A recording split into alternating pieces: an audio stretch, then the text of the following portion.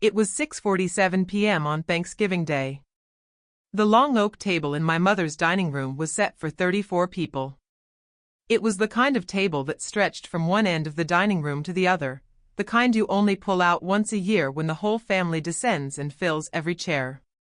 The turkey was carved. The candles were lit. Someone had folded the cloth napkins into little fans. The house smelled like rosemary and butter, and the specific warmth that comes from too many bodies in a room that isn't quite big enough. And my mother was standing up with a wine glass raised like she was about to give a speech at a corporate event. "To the family that actually matters," she said, and she smiled. 33 glasses went up. Wine caught the candlelight. Someone laughed. My sister Diane clinked her glass against my brother Patrick's. My other brother Sean was already eating. He didn't care about toasts. He cared about the sweet potato casserole. Then my mother looked at me.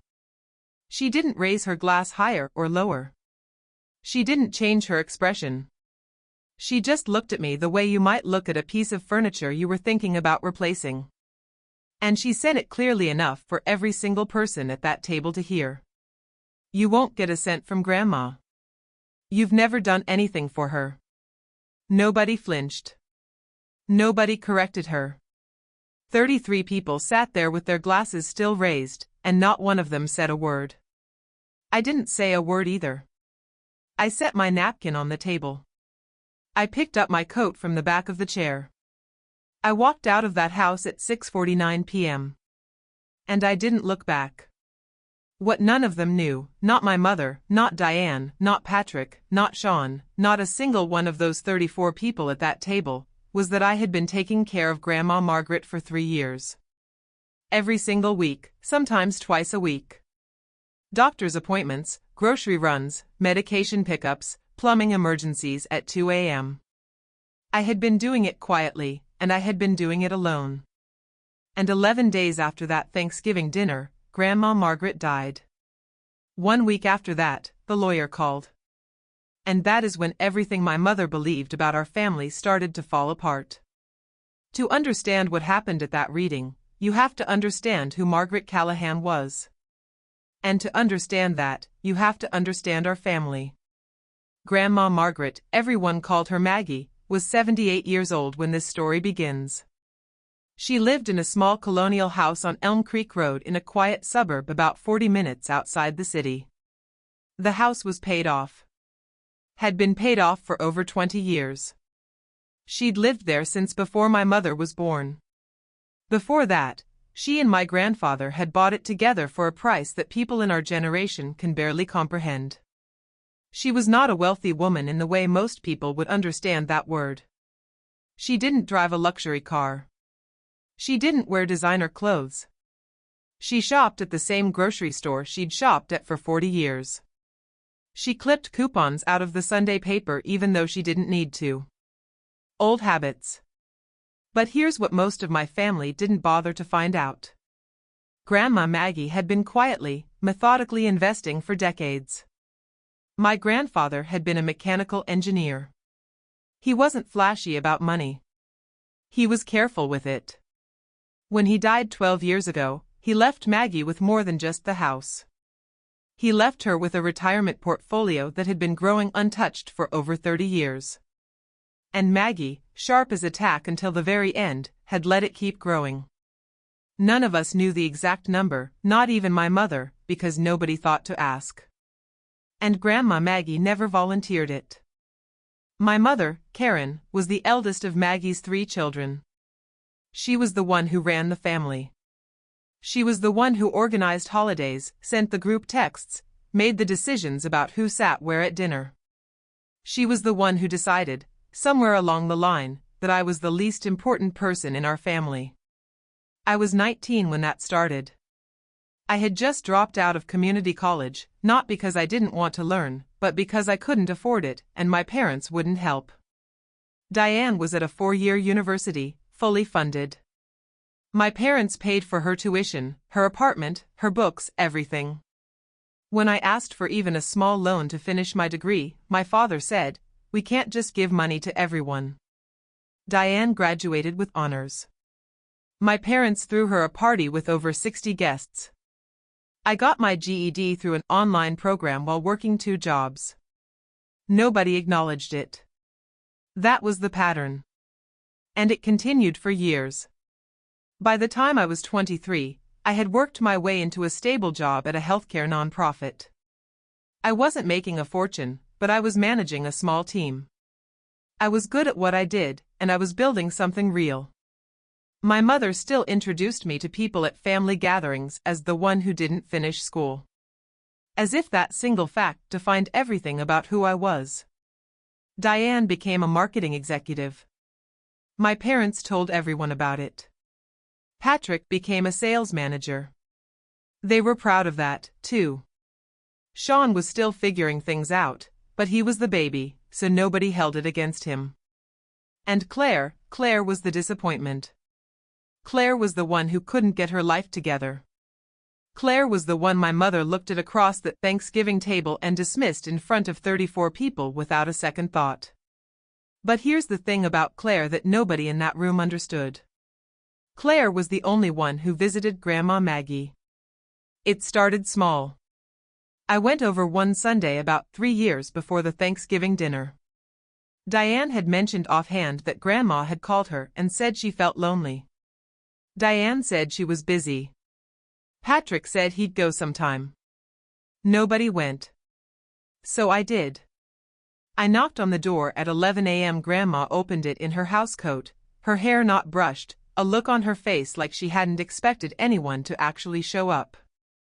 She looked at me for a long moment. Then she said, "Claire, come in. I just made coffee." That was the first Sunday. I went back the next Sunday, and the next. Within a month, it was every week. I drove 40 minutes each way, and I sat in her kitchen and we talked, sometimes for an hour, sometimes for 3. She told me about her life. About growing up in Ireland.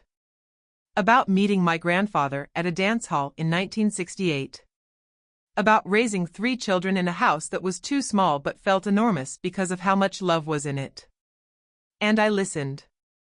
Not the way my mother listened, which was really just waiting for her turn to talk. I listened the way you listen to someone who has something important to say and has been waiting a long time for someone to hear it. After about 6 months, I started noticing things. Small things. A light bulb in the hallway that had been out for weeks. A leak under the kitchen sink that had left a brown stain on the cabinet. A stack of medical bills on her counter that she hadn't opened.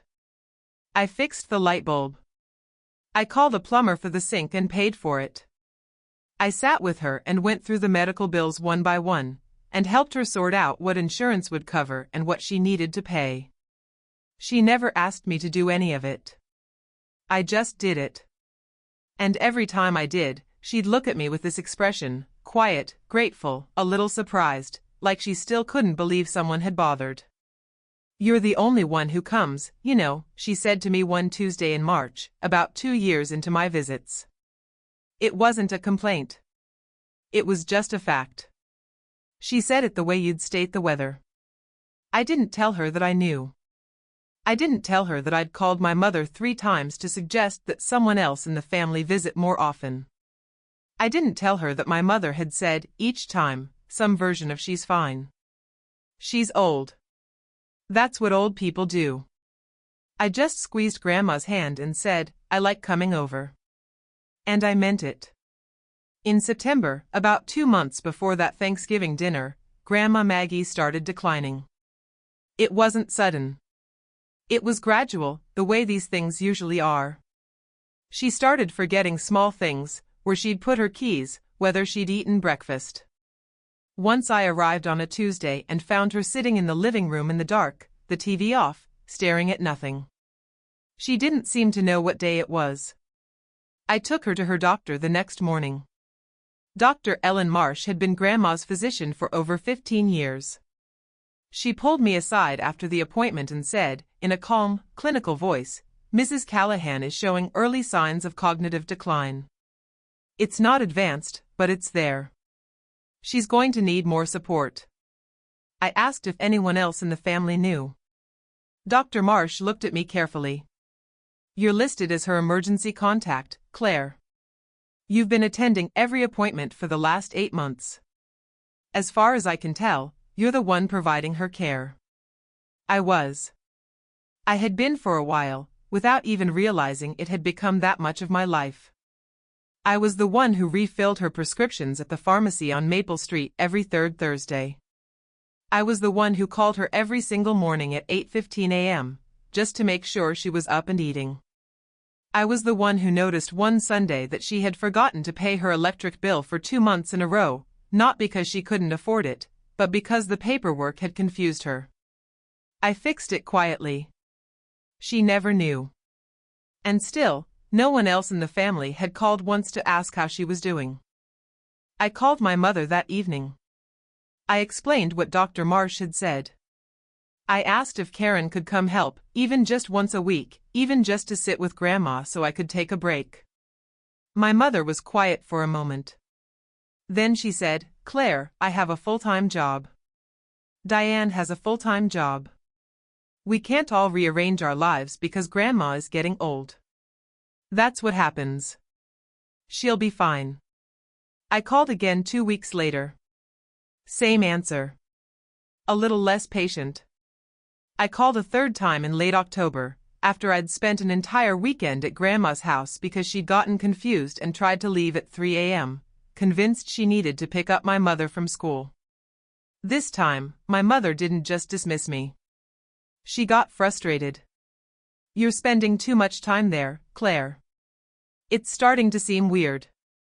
We have a life. Normal people don't do this. Just let her be." I hung up. I didn't call again. That was 3 weeks before Thanksgiving. 3 weeks before my mother stood up at that dinner table and told 34 people that I had never done anything for Grandma Margaret. I sat through that toast. I heard every word, and I said nothing, because I had learned a long time ago that arguing with my mother in front of the family was a losing battle. She controlled the narrative. She always had. I left quietly, and I went home. And I called Grandma Maggie and asked her if she wanted company the next morning.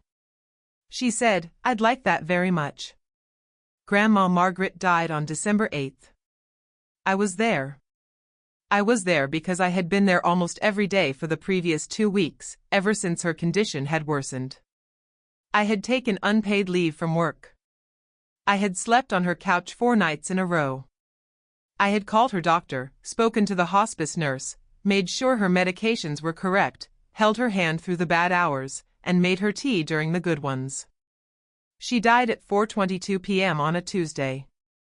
The hospice nurse was in the next room. I was sitting in the chair beside her bed, holding her hand. She didn't say anything dramatic at the end. She didn't give me a final speech.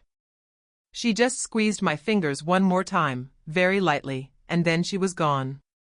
I sat there for a long time afterward. I don't know how long. Maybe 20 minutes. Maybe an hour. The room was very quiet.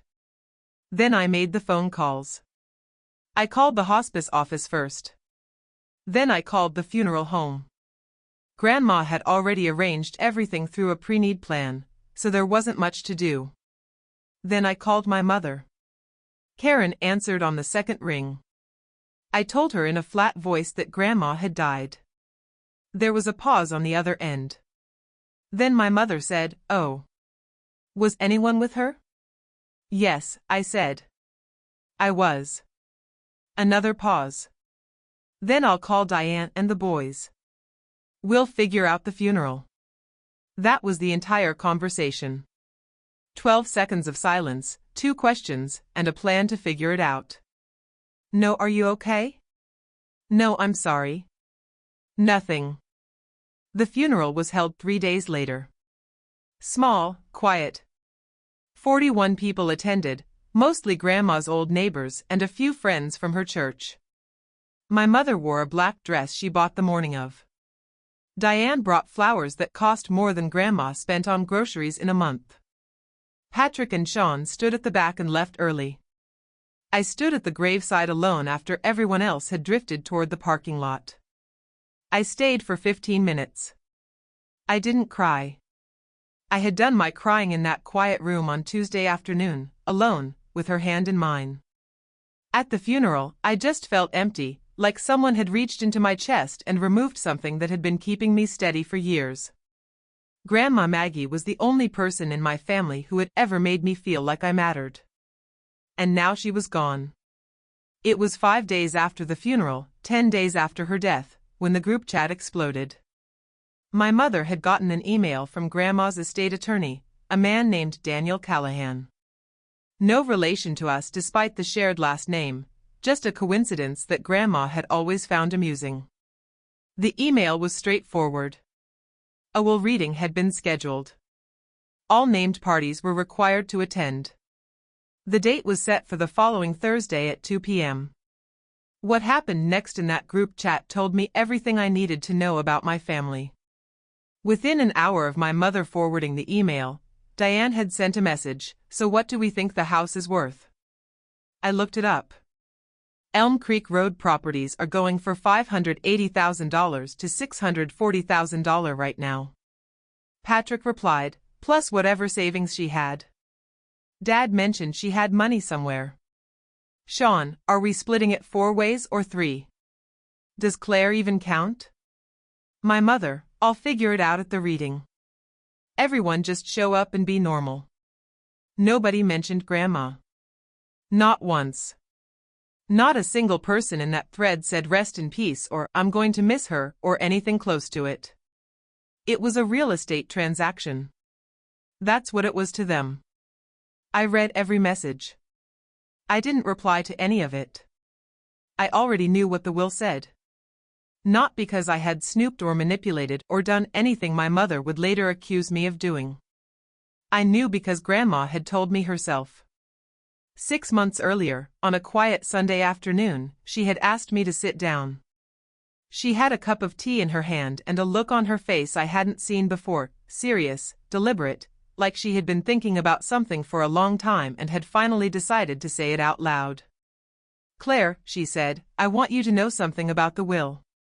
I told her she didn't have to tell me. She waved her hand and said, "I want to. It's important." She told me everything. The house, the investments, the savings account she'd kept separate from the checking account for 15 years.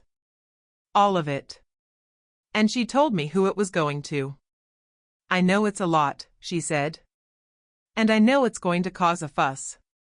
But I've thought about it very carefully, and I know what I want." I looked at her for a long time. Then I said, "Grandma, are you sure?" She smiled. It was the warmest smile I had ever seen on her face. I have never been more sure of anything in my life.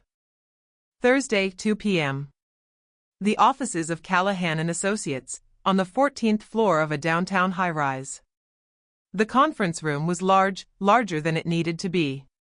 A long mahogany table, leather chairs, a window that looked out over the city, a box of tissues on the table, which struck me as a small, thoughtful detail that said a lot about how often these meetings went. I arrived at 1:45. The receptionist smiled and led me to the room. I was alone for about 4 minutes. I sat in one of the chairs near the end of the table, folded my hands, and breathed. My mother arrived at 1:52 with Diane.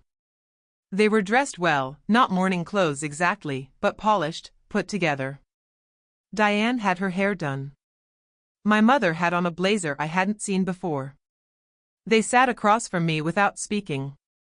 My mother glanced at me once, quickly, the way you glance at something you'd rather not see. Patrick arrived at 1:57. Sean showed up at 1:59, slightly out of breath, phone still in his hand. Mr. Daniel Callahan entered at exactly 2 p.m. He was a tall man in his mid-60s, gray hair neatly combed, dark suit, reading glasses on a chain around his neck. He carried a manila folder and a leather portfolio, and he set them both on the table with the kind of quiet precision that told you he had done this many, many times before. "Good afternoon," he said.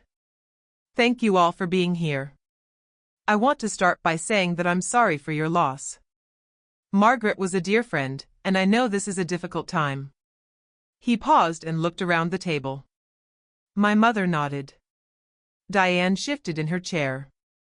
Patrick checked his watch. I'm going to read the will now, Mr. Callahan continued. It is legally binding. It was executed on June 14th of this year, approximately 6 months before Margaret's passing. It was witnessed by 2 parties unrelated to this family, and it was notarized at my office. I want to be clear about that before we begin, because it's important. He opened the manila folder. The estate of Margaret Callahan includes the following assets. He adjusted his glasses. The property at 14 Elm Creek Road, assessed at $620,000. A savings account at Brookfield National Bank holding $487,000.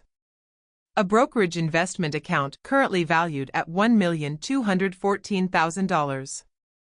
And a secondary savings account holding $41,000 in miscellaneous funds. He paused. The room was very still. $2,362,000. That was the number. I watched my mother do the math in her head. I watched Diane's eyes go wide.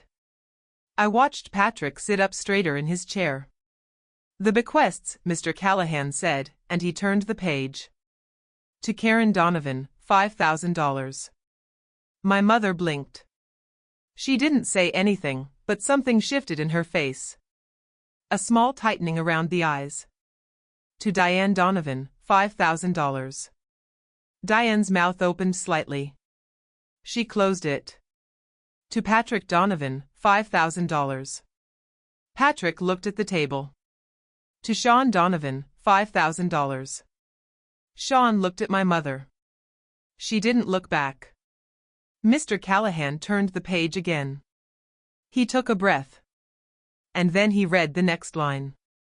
The entirety of the remaining estate, including all property, all accounts, and all assets not otherwise specified, is to be given to Claire Marie Donovan. Nobody spoke. The silence lasted for 10 seconds. I counted 10 full seconds where nobody in that room made a sound. No breathing that I could hear, no shifting, nothing. Just the faint hum of the air conditioning and the distant noise of the city 14 stories below us. Then Mr. Callahan said, "There is also a letter." He reached into the leather portfolio and withdrew a single sheet of paper, cream-colored, folded once. He unfolded it carefully, as if handling something fragile. And he read it aloud. To my granddaughter Claire. This letter is meant to explain my decision, though I don't think it needs much explaining to anyone who is paying attention. Claire visited me every week for 3 years. She drove 40 minutes each way, and she never once complained about it. She took me to my doctor when no one else would. She paid my bills when I was too proud to ask. She sat with me on the hard days and made me tea on the good ones. She was there when I was frightened. She was there when I was lonely. She was there when I was dying. I watched my other grandchildren grow up, and I love them. But Claire is the only one who ever showed up for me. Not because she had to, not because someone told her to, but because she wanted to. I have thought carefully about this decision, and I have made it with a clear mind and a full heart. Use this to build the life you deserve, my dear girl.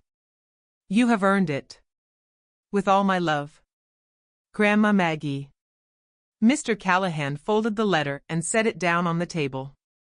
The silence this time was different. It wasn't the stunned silence of a few moments ago. It was heavier, thicker. It had weight to it. I was crying. I hadn't planned to cry. I hadn't wanted to. But the letter, hearing her voice in those words, hearing her say the things she had never said out loud to me, not once in all those years, it broke something open in my chest that I couldn't hold back. My mother was the first one to speak. "This is a mistake," she said. Her voice was very controlled, very flat. "Read it again." Mr. Callahan looked at her over his glasses. "Mrs. Donovan, I have read it correctly. The will is clear. It can't be right. Claire didn't. She wasn't. My mother stopped. She seemed to catch herself, as if she realized she was about to say something that would sound very bad in front of a lawyer. Diane spoke next. There has to be an error. Grandma wasn't thinking clearly. She had cognitive decline. Everyone knows that. Mr. Callahan nodded slowly. I understand your concern, but I want to draw your attention to two things. First, this will was executed on June 14th, nearly 6 months before Margaret's passing and well before any significant cognitive decline was documented. Second, I have a statement from Dr. Ellen Marsh, Margaret's physician, confirming that Margaret was of sound mind and full legal capacity at the time of signing. He opened the portfolio again and slid a printed document across the table. It was Dr. Marsh's statement, 1 page, dated, signed. Furthermore, Mr. Callahan continued, I have in my records phone logs showing Claire's calls to Margaret, an average of 4 per week over the past 3 years. I have hospital visitor records from Margaret's hospitalization last April, showing Claire present every single day for 9 consecutive days. I have receipts for medications, home repairs, and grocery deliveries, all paid for by Claire. And I have a sworn statement from Margaret's neighbor, Mrs. Dorothy Harrington, confirming that Claire was, to her knowledge, the only family member who visited on a regular basis. He let that sit for a moment. Any contest to this will, he said, would fail.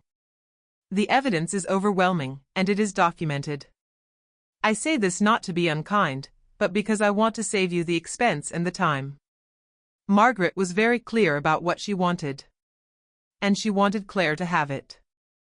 The room was quiet again. Patrick was the next to speak, and his voice had a hard edge to it. She just gets everything and we get $5,000 each? That is what the will states. Yes.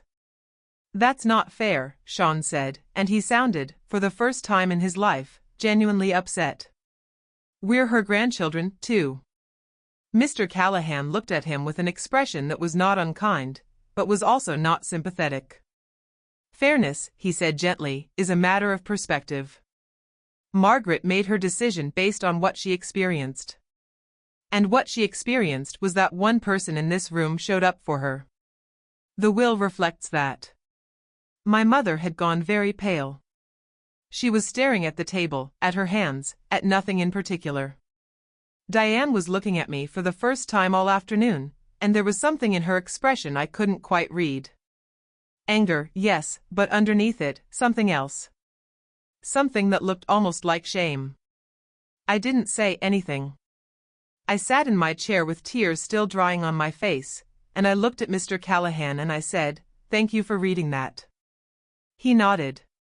The meeting is concluded. Claire, I'll be in touch with you this week regarding the next steps in executing the estate. The rest of you are welcome to stay as long as you need. He gathered his folder and his portfolio, and he left the room. My mother stood up. Claire, she said. Her voice was tight, controlled. We need to talk about this. I stood up too. I picked up my coat. I looked at her. Really looked at her, for the first time in years. And I said, very quietly, no, we don't. And I walked out. The calls started that evening. My mother called me 14 times between 5 p.m. and midnight. I didn't answer any of them. At 12:17 a.m. she sent a text, "We need to discuss this like adults. Call me in the morning." I didn't call her in the morning. By the next day, the family had regrouped. Diane called me at 9 a.m. Her tone was different from the conference room, softer, more careful, like she was handling something delicate. Claire, listen. Nobody is saying you don't deserve something, but $5,000 each? That's nothing. Grandma would want us to work this out as a family. I listened to her talk for about 30 seconds. Then I said, Diane, the will said what it said. But I have to go. I hung up. By Thursday of that week, exactly 1 week after the reading, my mother had called me 47 times. 47, I know because I counted. Patrick had sent 11 texts. Sean had left 3 voicemails, each one more frustrated than the last. Diane had sent a single long email that I read once and didn't reply to. The messages fell into predictable phases. Phase 1 was denial. This can't be right. There must be another will. Grandma would never do this. Phase 2 was anger. You manipulated her. You turned her against us.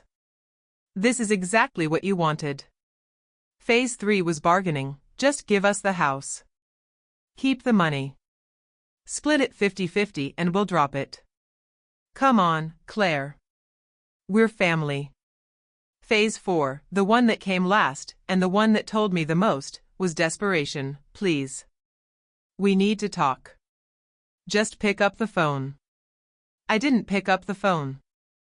On the following Monday, my mother retained a lawyer of her own, a man named Gregory Hale, who specialized in estate disputes.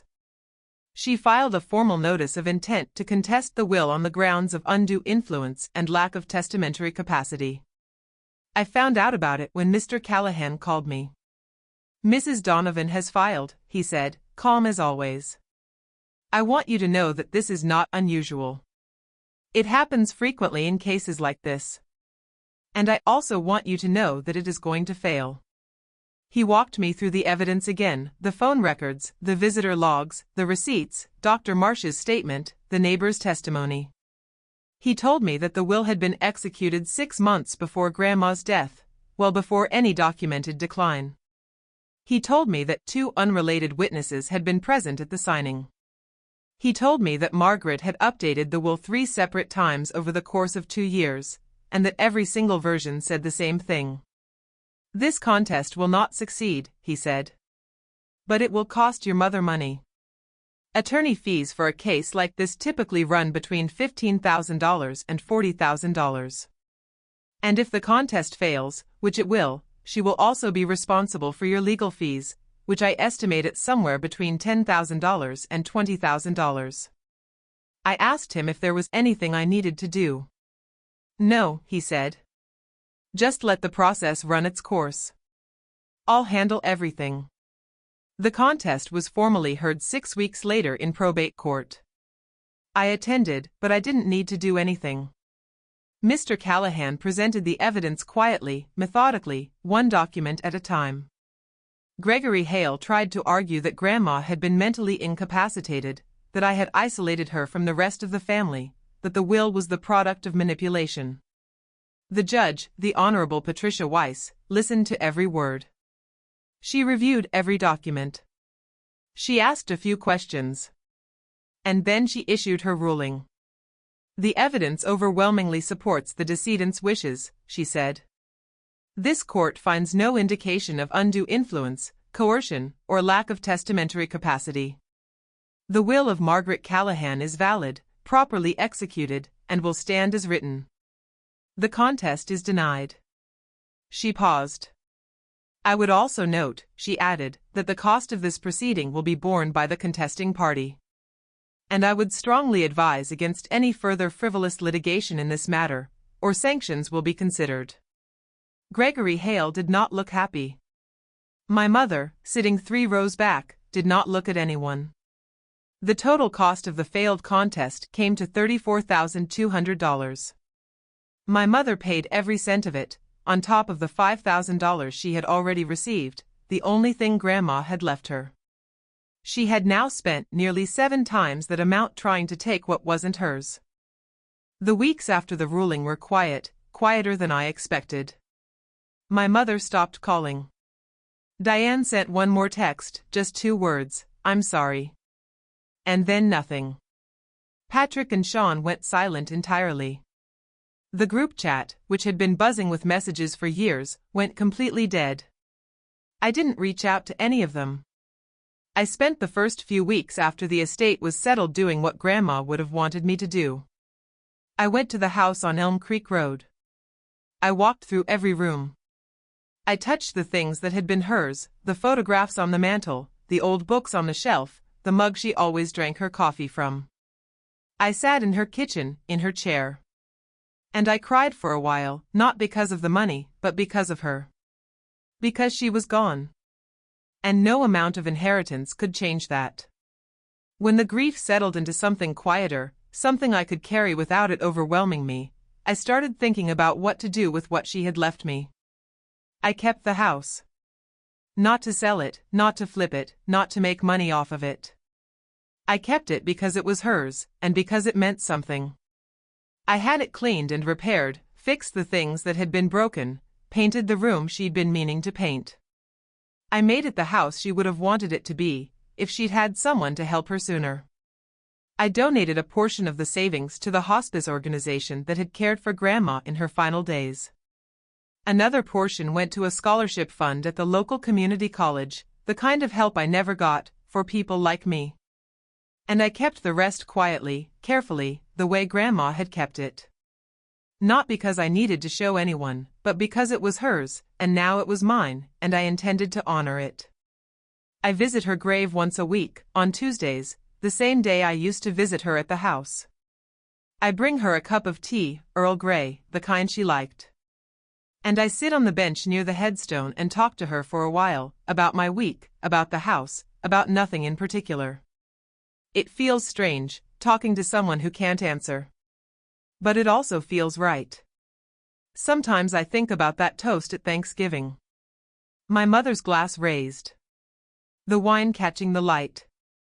To the family that actually matters. I think about the 33 glasses that went up. I think about the 10 seconds of silence in that conference room when Mr. Callahan read my name.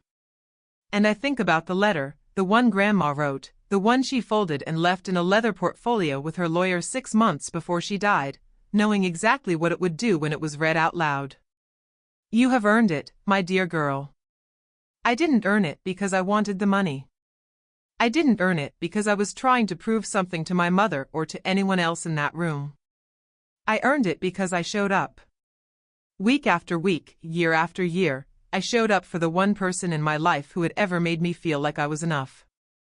And in the end, she showed up for me, too. My mother called me one last time, about 2 months after the ruling. Late at night. I let it go to voicemail. The message was short, just a few sentences. I listened to it once. She didn't apologize. She didn't ask for anything. She just said, I hope you know what you've done to this family, Claire. I listened to it. I thought about it for a while. And then I deleted it. Some things, once they're said, can't be unsaid. And some doors, once they close, don't have to open again. I made my peace with that a long time ago. I just didn't know, until Grandma Maggie showed me, that it was okay to let go.